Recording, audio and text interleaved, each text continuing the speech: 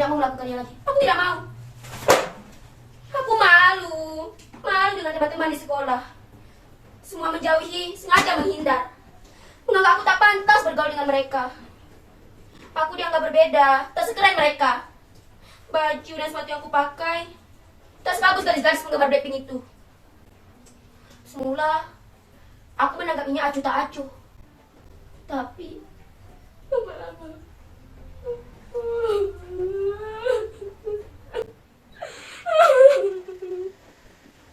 Lingkar Eza tiba-tiba menghilang dari peredaran. Mereka tak mau bersahabat denganku lagi.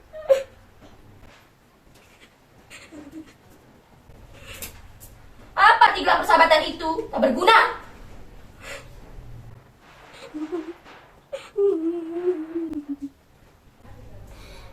Ini. Ya mak, sebentar. Obat yang mak pesan sudah beli di warung.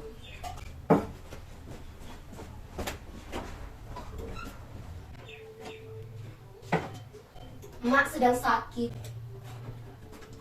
Sudah hampir sebulan, aku belum sanggup membawanya ke dokter.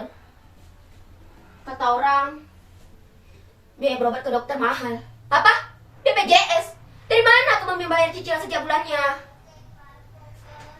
Bu Siti yang kerja di Puskesmas pernah bilang, iuran BPJS yang menunggak atau tidak dibayar akan terancam denda. Ya sudahlah, orang susah dilarang sakit. Itulah mengapa sudah sebulan aku menggantikan kerjaan emak berburu karton, koran, dan botol-botol bekas ke warung-warung dan toko. Seringkali aku menemukan barang bekas yang sengaja dibuang sembarangan. Aku tak habis pikir, kenapa orang-orang membuang sampah sembarangan? Tidakkah mereka tahu bahwa tindakan yang mereka lakukan itu akan merusak dunia kita tinggal ini? Sedangkan tong sampah dibiarkan kosong tak berfungsi sebagaimana mestinya.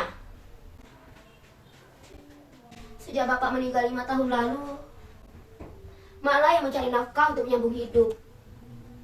Sempat menjadi buruh cuci dengan upah yang seikhlasnya. Tapi upah mak yang kecil tak sebanding dengan risiko yang dihadapinya. Kalau ada baju yang luntur atau rusak, mak harus menggantinya 2 kali lipat. Lambat laun, tenaga mak semakin berkurang. Tak kuat lagi mencuci.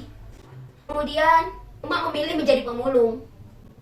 Dalam sehari, mak mampu mengumpulkan sampah 10-15 kg. Tak banyak uang yang dibawanya ke rumah. Sampah yang terkumpul dijual dengan harga Rp3.000 per kilogramnya.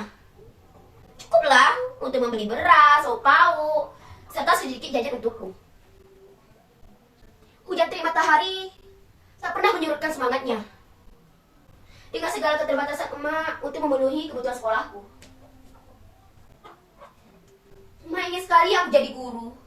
Menjadi guru adalah cita-cita emak dulu. Ai, bagaimanapun pedihnya hidup, ingatlah kamu masih punya Tuhan. Jangan menyerah menggapai cita-cita. Nah, begitu pesan emak. Saat ini, emak sakit keras. Sampah-sampah ini yang telah menyelamatkan hidup kami. Pepatah bilang, sampah satu orang adalah harta bagi orang lain. Dengan sampah-sampah ini, aku masih bisa makan, sekolah, bahkan jika ada uang lebih, bisa membeli pulsa internet.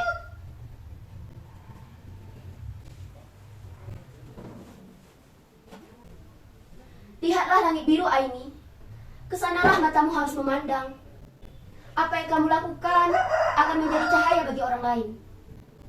Berapa ton sampah yang kau dan emak selamatkan? Jika tidak, sampah-sampah itu akan menguburmu.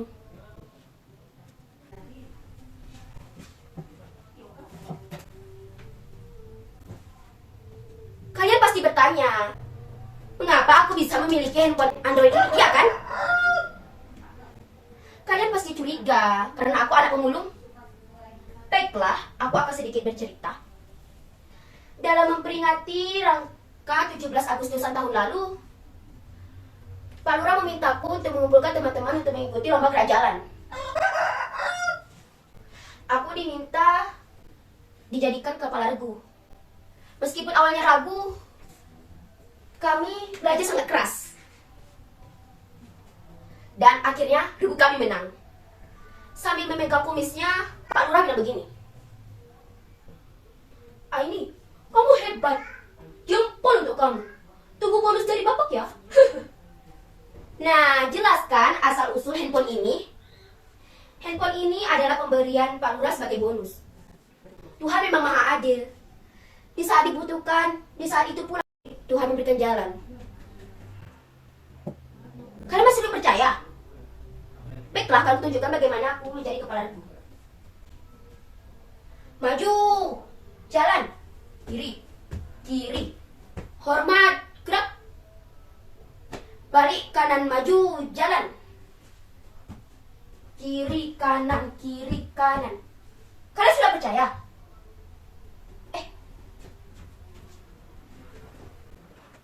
Sampah, sampah. Sampah plastik menyebabkan pencemaran tanah karena sifatnya yang sulit terdekomposisi. Plastik membutuhkan waktu 10-20 tahun untuk dapat terurai secara alami. Saat ini Indonesia masih menghadapi krisis sampah plastik. Konsumsi penduduk setiap tahunnya terus meningkat. Tetapi kesadaran untuk mengolah sampah plastik tidak ikut meningkat.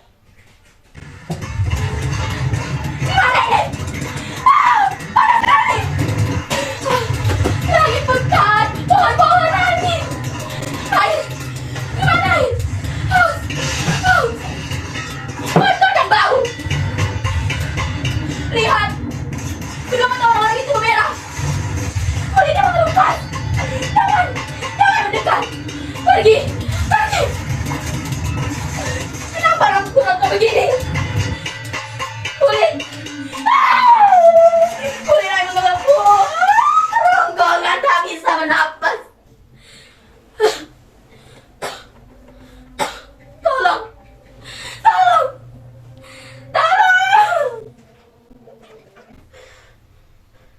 Apakah ini firasat? Tangan kecil ini harus berbuat sesuatu. Apa yang bisa kulakukan dengan barang-barang ini? Aku pernah mengunjungi pameran kerajinan daur ulang. Di pintu masuk terdapat spanduk bertulisan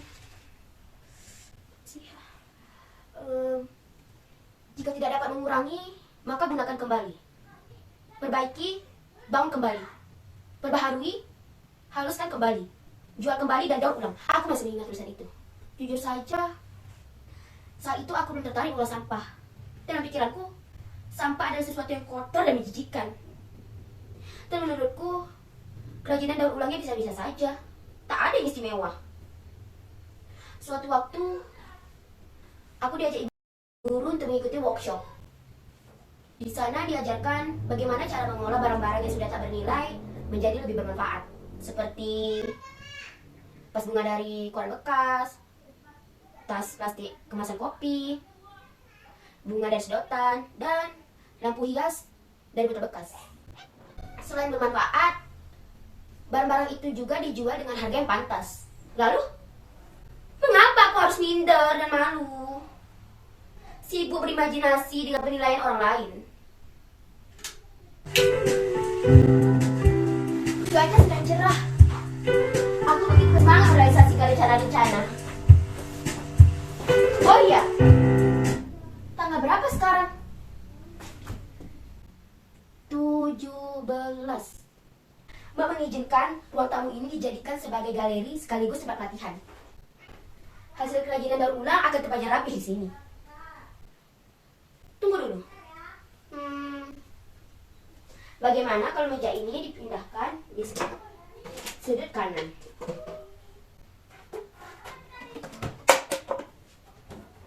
Nah, begini. Bagaimana menurut kalian? Cocok?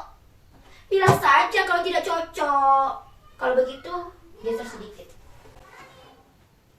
Aku akan mengajak temanku, tetangga, dan teman sekampung untuk bergabung dengan daur ulang sampah-sampah ini.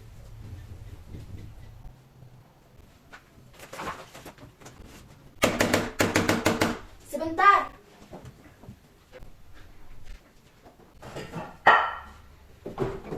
Terima kasih, Pak. Sampah-sampah ini saya terima dengan senang hati. Jauh-jauh Bapak mengantarnya kemari.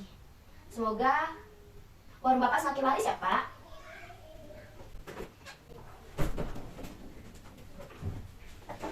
Sejak saat itu, aku tak perlu memungut barang bekas ke warung-warung atau toko lagi. Semua dengan senang hati mengantarnya ke rumah. Semua orang di lingkungan ini sudah memiliki kesadaran untuk memilah sampah dari rumah. Ini kemajuan berarti. Melalui postingan media sosial, aktivitas daur ulang banyak ditonton oleh orang banyak. Semoga saja hal sederhana yang aku lakukan dapat menginspirasi teman-teman sebaya aku. Tapi handphone ini harus dijual untuk biaya berobat emak. Emak harus segera dibawa ke dokter. Obat yang aku belikan di warung sudah tak mampu mengobati. Emak harus segera sembuh dari sakitnya. Aini. Kalian sudah datang. Silakan masuk teman-teman. Kita pisahkan dulu barang-barang ini. Botol-botol di sebelah sini, kardus di sebelah sana, koran bekas di sebelah sudut sana. Yang lain-lainnya kita kumpulkan di sini.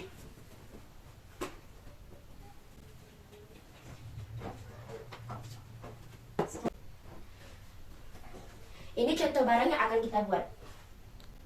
Vas bunga ini terbuat dari lintingan koran bekas. Cukup mudah membuatnya.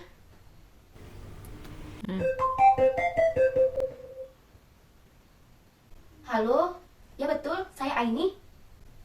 Oh, iya Pak. Saya dan teman-teman yang mendaur ulang sampah-sampah ini. Kapan jadwal pamerannya, Pak? Oh. Baik Pak, akan saya usahakan. Boleh Pak, silakan mampir ke rumah untuk melihat-lihat. Baik Pak, terima kasih. Teman-teman, kita mendapatkan undangan pameran bulan depan. Yes! Kerajinan daur ulang kita akan terpajang dengan kerajinan pengrajin lainnya. Tapi bagaimana kalau produk kita lebih jelek dari mereka? Mereka pasti menertawakan, menganggap tak profesional. Aduh, bagaimana ini? Apakah tawaran ini harus ditolak? Tidak. Kita harus optimis, percaya diri dan yakin. Ini kesempatan baik. Ayo lebih giat lagi, lebih kreatif lagi.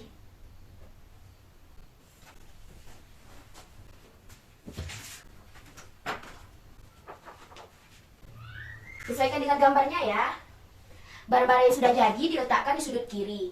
Hati-hati jangan sampai terjatuh. Sebentar kita foto dulu.